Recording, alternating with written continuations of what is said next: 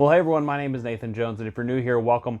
I talk about all things movies, specifically Blu-rays, and today we're going to be talking about my favorite movie titles. Now, this is actually a response video from my friend John from Mondo Chelloveck Movies, and he put up a video a couple weeks ago, and he posted a lot of his favorite movie titles, the ones that grabbed him, and for various different reasons. In fact, I'm going to link that video in the description down below, but he allowed the community to tag themselves in this and make their own response to it, and I decided to start looking around and try to find some little gems in my collection that, you know, the titles that really stuck out to me. So what that means is these movie titles that will, just based on the title alone, you're going to be in for a treat for one way or another. Sometimes you will get various different types of titles here for different iconic reasons, and I'll explain kind of with some examples. But John had an example of the Texas Chainsaw Massacre as his title as an example, and he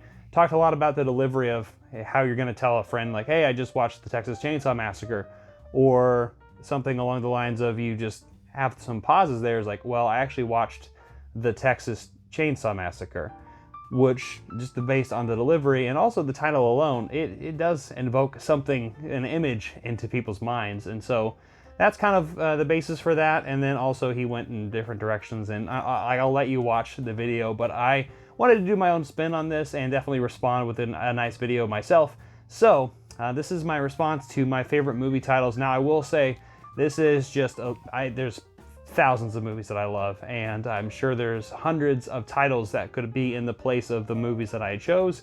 However, I have some thoughts on each of the movies that I picked. So I have 12 here. I was trying to do 10, but 12 popped up. So yeah, we're gonna get what we're gonna get. So you are welcome to join in this as well. I would love to see other people's responses, or some of the titles that really pop in your mind, something like Jaws or something, right? These are movies that just come to, to light when people bring it up. So let's just begin with the choices that I have for my favorite movie titles. All right, first is a Hitchcock film, and as you know, if you are watching this channel, I've been going through a Spotlight Challenge where I've been watching Hitchcock films. Actually, I got 2 new ones from a Kino Lorber sale, so still doing that. Hint, hint, wink, wink. I'll do a video soon of that. However, one of the films that really constantly comes to my mind is North by Northwest. And speaking of titles, this is a very interesting title because there's no such thing as North of Northwest. Well, it's kind of a fantasy thing, right? And Hitchcock is known for realistic fantasy, and that's kind of what he was going for, especially when the critics would pan. It was like, well, there's nothing realistic about this movie. This wouldn't actually happen. And he's like, well, I make movies that are fantastical, right? And that's kind of how I view it with a lot of Hitchcock. Is there's this voyeuristic aspect, obviously, to a lot of his work, and a lot of high fantasy. And the male gaze is an example of something like that. And this, and North by Northwest is a great example of that. And it's a great film. And North by Northwest is just one of those film titles that just sticks in your mind, and you just are like, well, what is that about? And what can this spy film be? It's like an early spy Hitchcock film from the 40s, the late 30s and early 40s, and it was a nice return to that. So North by Northwest is a title that sticks in my mind anytime I see it. Next, I'm going to talk about a film from 1946. It is a French film, and it is one that a lot of us probably know mainly from the Disney film that came out in the 90s, but also the fairy tale, of course, La Belle Lavette, The Beauty and the Beast. Everyone knows The Beauty and the Beast, but I chose this one in particular, La Belle Lavette. It's one of those French phrases that just sticks in my mind, and I don't know why. It's probably because I have such a great relationship with the film The Beauty and the Beast, this one in particular, but also, the other adaptations that I've seen thus far, right, with the Disney ones, of course. And I mean, even the remake. I actually liked that movie. Yeah. Okay. Anyway, talking about Jean Cocteau's La Belle Lavette. This is a French film that sticks in my mind, of course, as somebody who is English is their first language, right? The Beauty and the Beast is just an iconic type of title that just conjures up some things in your mind. It's like, okay, well, it is very literal, right? And La Belle Lavette, it almost has a beauty to it, and so is the Beauty and the Beast, and that beauty being that relationship that they have together. I mean, it's It's a little bit messed up, of course, in modern context, but in the structure of the film and how it's made, it's one that is super entrancing. And I don't know why. Something about the French language, but this in particular, this particular title, just it conjures up some things in my mind. And this movie is full of things that conjure up things in your mind, as you will see visually throughout the film itself. So it is one of those things, once again, kind of like North by Northwest in that fantastical world. That just kind of, grips me when I see the title, La Belle Lavette. All right, next is a film directed by Martin Scorsese, and I could have chose a lot of films in this place because Martin Scorsese really does know how to pick a title for his films, but I decided to go with 1980's Raging Bull. And Raging Bull really is about a raging bull, in a metaphorical sense, of course. Robert De Niro plays a boxer, and it does it in a very controlled way. And I think the great thing about this film is you have this concept of, obviously, this metaphor playing in tandem with the film itself, and just really not fitting in, right? And into this, I always see it in this kind of sense where, you think of a bullpen, and I say that in the ring sense as well. And I think that bull being stuck within that bullpen is something that sticks in my mind, and that boxer metaphor just always just really sticks with me. And this is a film that is unforgettable, and it's an iconic one as well. Just on top of the title itself, really just pulling that strings towards people who will want to watch something like this, because it is a violent film, and you're going to see that violence, but it's contained within a particular person, and it's unleashed in a certain way. And there's a lot more, obviously, things that go in depth. But I chose Raging Bull because I think this is a really great title that really does kind of grab your attention as quickly as you see it. All right, next is a film that I've talked about in the past, but I just don't see it be talked about enough, and I really, really like it. And it is from 2011. It is from Roman Polanski, and it is Carnage right here, which is actually based on the play God of Carnage, which is, that is a title right there. And this film really is all about that concept of something that's very controlled in a setting where there's 4 people meeting together to deal with the actions of a little one, actually, and the utter carnage that comes from it. And it's a very comedic, black comedy of sorts, but also a drama. It really is strange how these really kind of mundane and ordinary kind of things that would happen throughout a day, or even in conversations or getting together with people just to talk about an issue. Sometimes it obviously can be a mess, but it leads and goes in different directions where it does kind of unleash this type of carnage that is on display in this film.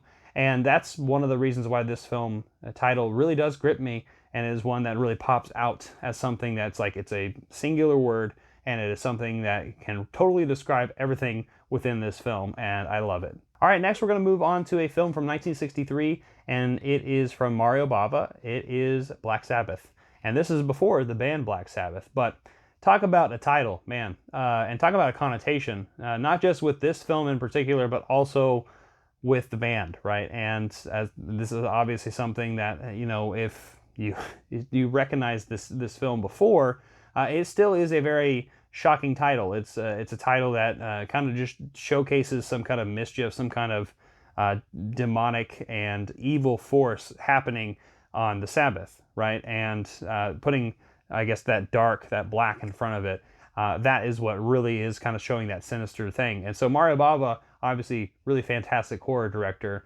put together this anthology series that I just think perfectly encapsulates one of my favorite anthology stories ever, and I think Black Sabbath is just perfect for the title itself, and it's one that conjures up a lot of things in my mind, and not just Ozzy, croning, right? And anyway, I think Black Sabbath is a really great example of a title that does really pop out, and one that can really kind of send shivers down your spine. All right, next I want to move to a film that came out recently, 2018, just a few years ago, and it's just an incredible film, but talking about If Beale Street Could Talk. Now, this movie, it's based on, the title is based exactly off of the James Baldwin book, but this is just one of those films that just speaks. It doesn't even, I guess it sings. To me, it sings.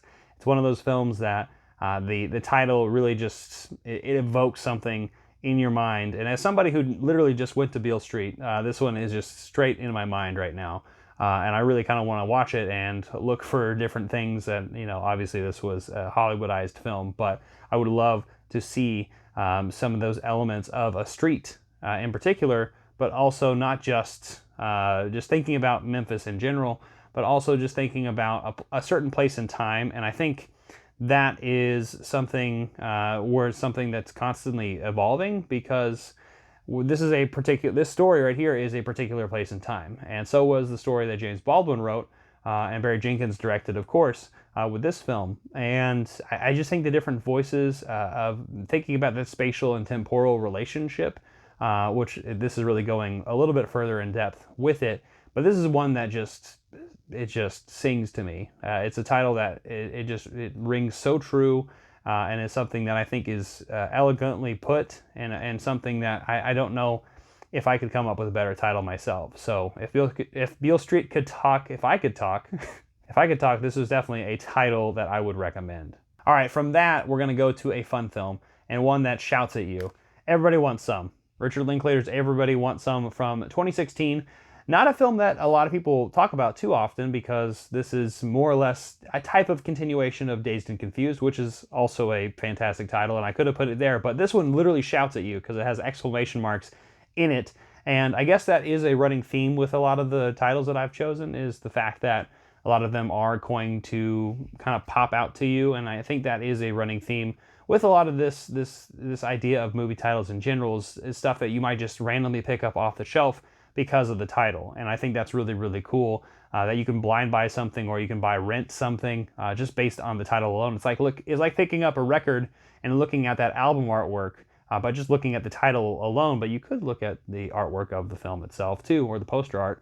And you can just go into it vaguely blind, and when you do that, there's something that's special with that. And this is a movie, I haven't been talking about it at all, is really just a hangout movie of a baseball team, a college baseball team, a coming-of-age college baseball team. This is in the early 80s, and it's just something that I think really plays with the time of when this film came out. And then also, this is just certainly a film that speaks to me or shouts at me, and I think Linklater does a really great job with a lot of his titles, of course. And Everyone Wants Some is one that's like, okay, well, it's going to be shouting at you. All right, I couldn't make any list, especially about titles, without bringing up this film. And I actually have a film that's kind of related to it with me, and this is going to count as two. But I'm talking about The Thing and The Stuff. So let me talk about The Thing first. Of course, as everyone knows, I love and adore this film. It's my favorite horror movie. I think it's perfect. And the title is even more perfect, because The Thing, what is it? That is one of the best descriptions and one of the best titles of all time. And I can't say that there is many examples of that. And The Thing might be, out of the whole entire list, the best title of the bunch, because it really does encapsulate what this film is about. But it's the same with The Stuff, in a really comic way. So Larry Cohen's The Stuff is another film that, The Thing and The Stuff, very vague things, of course, but with The Stuff, it is going kind of off a very different tangent other than The Thing. They're very different films. They're both horror films, but for very different reasons. This is like The Blob, and I could have put The Blob here next to me, actually, with The Stuff, because those are actually more of sister films. But with The Stuff, I wanted to bring up the fact that, this encapsulates so much more because of what Larry Cohen's trying to say, of course.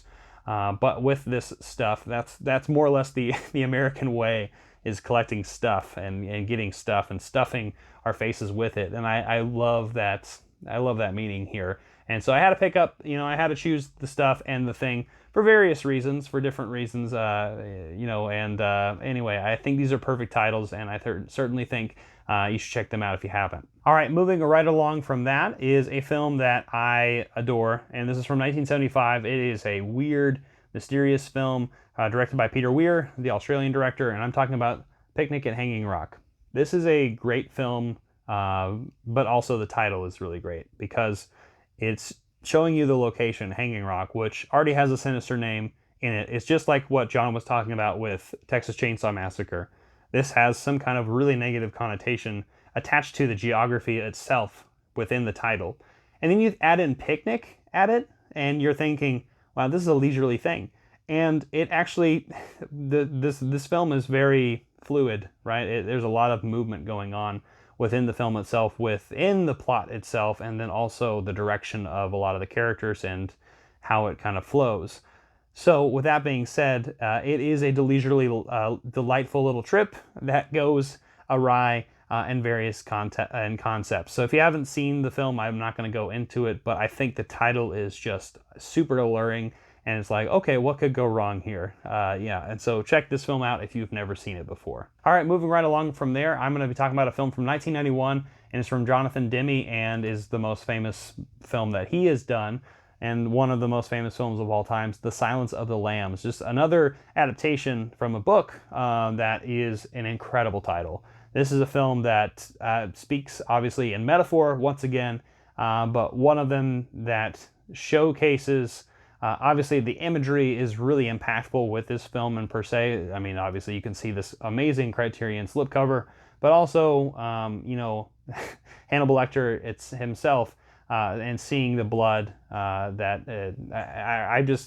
flashbacks of all the commercials as I was growing up and watching television, and also VHS commercials that would have Hannibal Lecter in it. But this film is iconic in a lot of ways just because of the title itself, because of what it kind of represents, and kind of that sacrificial lamb to the slaughter concept that happens within the film itself. And so I think it is a terrifying film, and one that it definitely stands the test of time, and I think is a perfect title, and a great film to showcase for this particular challenge. And last but certainly not least, I'm going to leave on a happy note. I'm going to talk about a film from 1959. This is directed by Yasujiro Ozu, and I'm talking about Good Morning.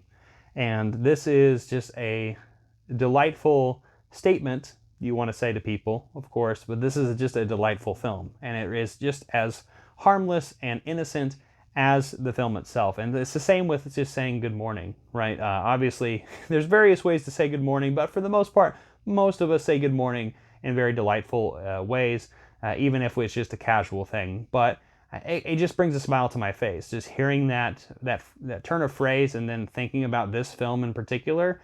I just think there couldn't be a better phrase to utilize. Obviously, this is a Japanese film, but I couldn't think of a better phrase that Ozu could have used for this film.